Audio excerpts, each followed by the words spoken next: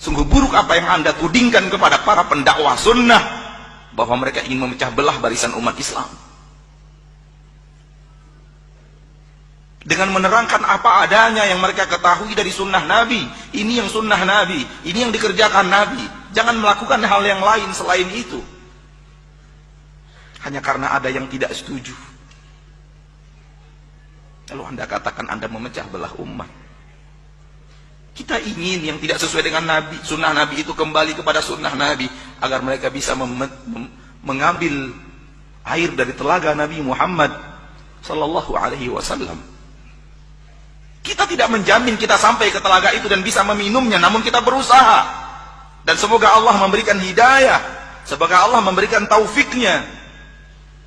Dan setelah kita berusaha untuk diri kita, ingin mengajak saudara kita, saudari kita sebanyak-banyaknya untuk bisa kembali kepada sunnah itu, karena ini perintah Nabi dalam hadis yang telah dibacakan oleh Ustadz kita tadi.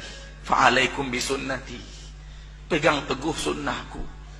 Ketika kalian berpecah belah, ketika banyak pendapat, ketika banyak pandangan sudut pandang, cari yang mana yang sunnah, pegang teguh dengan sunnah itu.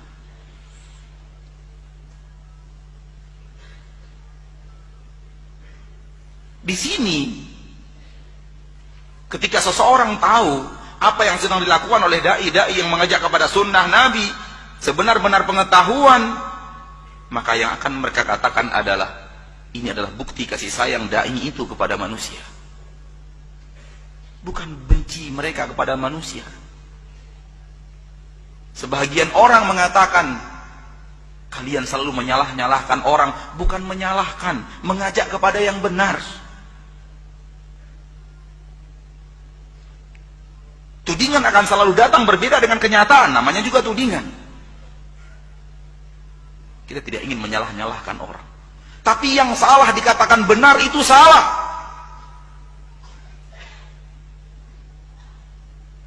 Seorang komandan, pimpinan, karyawannya salah lalu dibenarkan, kesalahan pimpinan itu sendiri. Yang salah harusnya dibenarkan supaya benar. Maka mengajak kepada sunnah, mengajak kepada kebenaran, karena sunnah itu dari Nabi Muhammad sallallahu alaihi wasallam. Yang tidak dari Nabi Muhammad tidak sunnah.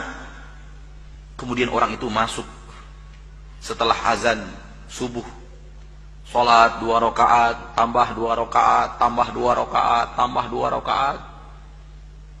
Semangat, tapi tidak sesuai dengan sunnah.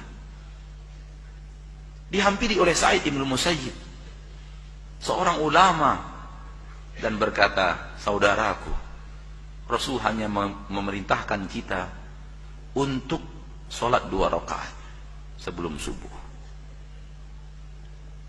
Orang ini mengatakan, ayu'adzibuni Allahu bisalah? Aku kan hanya sholat, apakah Allah akan tega mengadabku karena aku sholat? Masa sih aku akan diadab oleh Allah? Aku kan sholat. Ini bahasa kita sekarang kalau diterjemahkan secara bebas.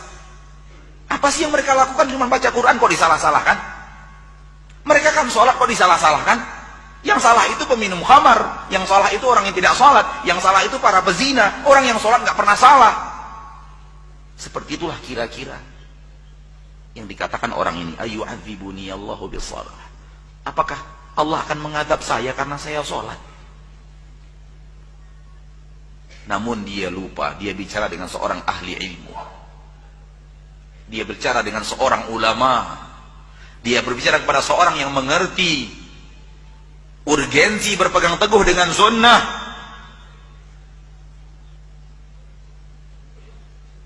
Kata Imam Sa'id bin Musayyib menjawab, innallaha la yu'adzibuka bisalah. Allah tidak akan adab engkau karena engkau salat. Walakin yu'adzibuka bimukhalafati sunnah. Akan Allah adab kamu karena kamu menyelisihi sunnah. Ini jawaban ahli ilmu. Betapa banyaknya orang yang mengatakan dia sholat, seluruh yang sholat semuanya benar, berwuduk sembarang wuduk saja, sehingga bahagian belakang mata kakinya tidak terkena sentuhan air. Kita katakan, ya akhi ittaqillah, ada hadis Nabi melarang kita tidak perhatian kepada air di bagian tumit kita. Nabi mengatakan wailul lil aqabi minan nar, dari Abu Hurairah radhiyallahu taala anhu wa arda, riwayat Imam Bukhari dan Muslim. Allah, kan dia sudah berwudu. Nabi mengatakan wailul lil aqabi minan nar, neraka untuk orang-orang yang tumitnya tidak terkena sentuhan air wudu. Jangan disalah-salahkan, dia sudah berwudu kok. Maka ya akhi, permasalahannya adalah bukan salah menyalahkan, tapi mengajak kepada mana yang sunnah Nabi Muhammad SAW dan mana yang tidak. Maka orang yang masuk agama Islam, dia butuh satu lagi hidayah. Hidayah untuk sampai ke sunnah. Yang tidak sampai ke sunnah, berbahaya di akhirat. Allah berfirman di dalam Al-Quran, hal ataka hadithul ghashiyah, wujuhi yawma idin khashi'ah, amilatun nasibah, tasla naran hamiyah, tusqa min ainin aniyah. Sudah datangkah kepadamu berita tentang hari kiamat? Pada hari itu wajah-wajah pada tertunduk, menyesal luar biasa. Kenapa? Amilatun nasibah. Dia sudah banyak beramal, dia sudah banyak berjibaku. Bukan orang yang tidak beramal, tapi rajin beramal, rajin bekerja keras dalam amal. Namun tasla naran hamiyah, tetap masuk neraka yang panas. Karena sudah banyak beramal, namun tetap masuk neraka, akhirnya tertunduk, menyesal, penyesalan yang tiada tara. Kata para ulama dalam ayat ini, karena amalan mereka tidak sesuai dengan sunnah Nabi Muhammad Sallallahu Alaihi Wasallam, akhirnya tidak diterima, tidak diterima. Dan itu dari sekarang Nabi, dari dunia Nabi sudah wanti-wanti, sudah ingatkan dari Nabi hidup, yang amalan tidak sesuai dengan sunnahku ditolak oleh Allah. Allah akan tolak amalan yang tidak sesuai dengan sunnahku.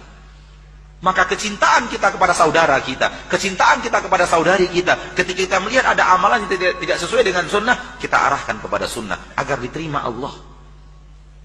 Apakah ini namanya kebencian atau kasih sayang? Silahkan jawab. Apakah ini namanya memecah belah atau ingin mengajak umat kepada jalan Nabi yang satu, yang lurus? Silahkan jawab.